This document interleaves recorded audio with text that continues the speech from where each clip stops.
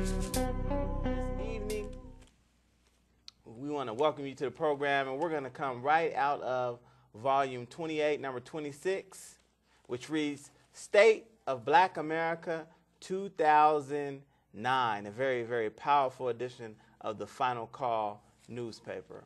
Now, this evening, our guest, we have a very special guest. We have a brother who I've known for a few years now, a brother who's grown to become a friend and a really excellent guest on the Final Call News Hour. We have brother, he's the executive director of the Colorado Muslim Council. He is an activist. He's also worked as a pollster. Brother Taj Ashahed, again, welcome to the Final Call News Hour. It's my pleasure to be here. Thank you very much for having me. Yes, sir. Now, for those of you who do not know, Brother Taj, before the election of Barack Obama, Brother Taj was one of the persons, well, I'll say he's the only one, I'm going to give him that credit, who said that Barack was going to win, hands down. I didn't believe it. Hardly nobody I knew believed it, but Brother Taj called it. And so, you know, he's a very in-the-know brother. Now, like I said, we're coming out of Volume 28, Number 6, State of Black America. And the first article we want to cover, Brother Taj, appears on page 3. And it reads, Best of Times, Worst of Times. Respected report calls for targeted focus on problems of Black America. And I'm going to just read the first paragraph, and then we'll jump right in, Brother Taj. It says, and this article is written by Brother Askia Muhammad, our senior correspondent who writes out of Washington, D.C. It says, as the euphoria over the inauguration of the first black president of the United States has begun to wear off, the National Urban League released its annual report on the overall black condition March 25th. To achieve black equality in white America still needs work, according to the report, which declares that these are the best of times and the worst of times for Black America, borrowing from the opening of the epic 1859 novel by Charles Dickens. Now, first question, brother, just how does that analogy, does that work for you in terms of what's going on in America today? Yeah, I think it's an appropriate sentence to use or phrase to use because, you know, when we talk about this being the best of times, and we're obviously talking about the circumstance of Barack Obama being the first African-American president of the United States. And there is, as you know, as the article mentions, a euphoria over having, you know, elected Obama to the presidency. So in that, you know, we could say it's the best of times. But I think on the flip side, obviously, there is sort of the reality that still lies there beyond the inauguration, beyond the election, that people still have everyday lives to lead. And in terms of Black America, there are problems, and they're growing problems. Yes, sir. Now, like I said, you're the one, brother, who called it that Barack was going to win. And I know he's just, you know, a little bit over 2 months in to his administration and his tenure as president of the United States. But how do you think he's doing thus far? I think he's doing phenomenally well.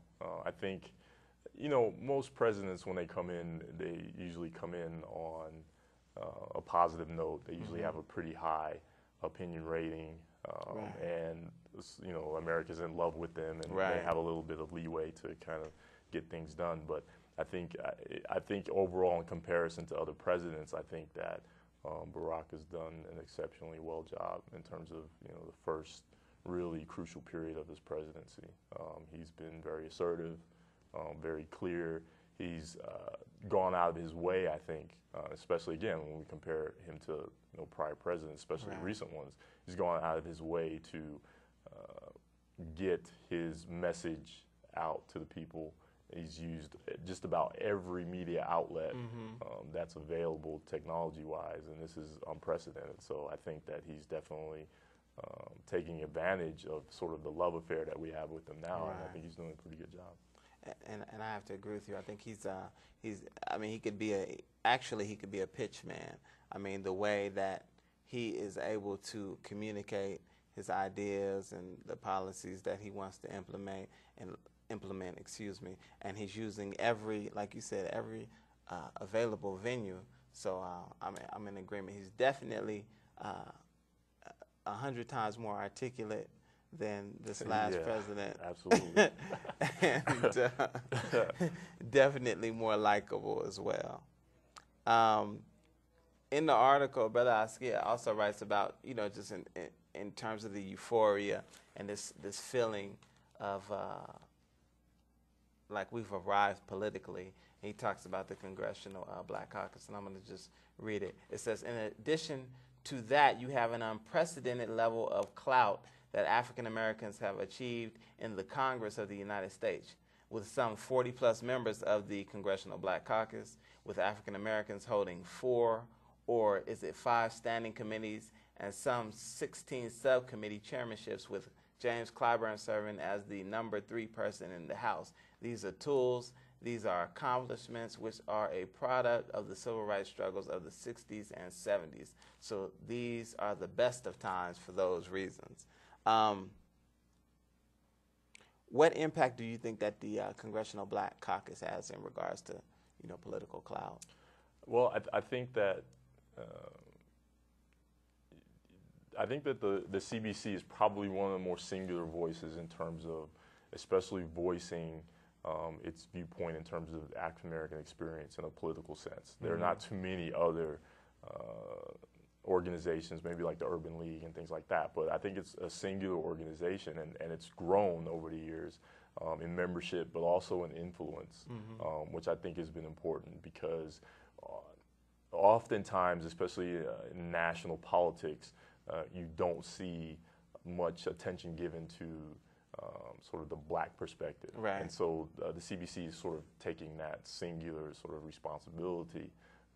And because they've had growing influence, then there's a little bit more room on the table for them to put a lot of those issues forth. So I think especially in recent years, probably in the last 5 to 10 years, there's been some growth with the influence that the caucus has been able to exert, which I think has had some impact especially. Is that visible? Are we seeing that on the national level, or do you think it's more in terms of the districts that these Congress people represent, to where they're seeing that trickle down effect? You know what I'm saying? To where it's trickling down to the masses. Well, I honestly think that I don't think that there's a lot of impact maybe on a national scale, in at least the way, especially the CBC would like to see it. But I think that I would like to think that most of the members have an idea that there is going to be some time before you have really a big chunk of the pie in terms of the attention and in terms of the importance, in terms of getting out the message and taking that role. So I do think that you see most of the action and most of the effect in predominantly black constituencies, right, and precincts and cities and states, which is good. I think there's a long-term goal that I think the CBC has its eye on, right, that we obviously don't see a lot of that though presently. Yes, sir.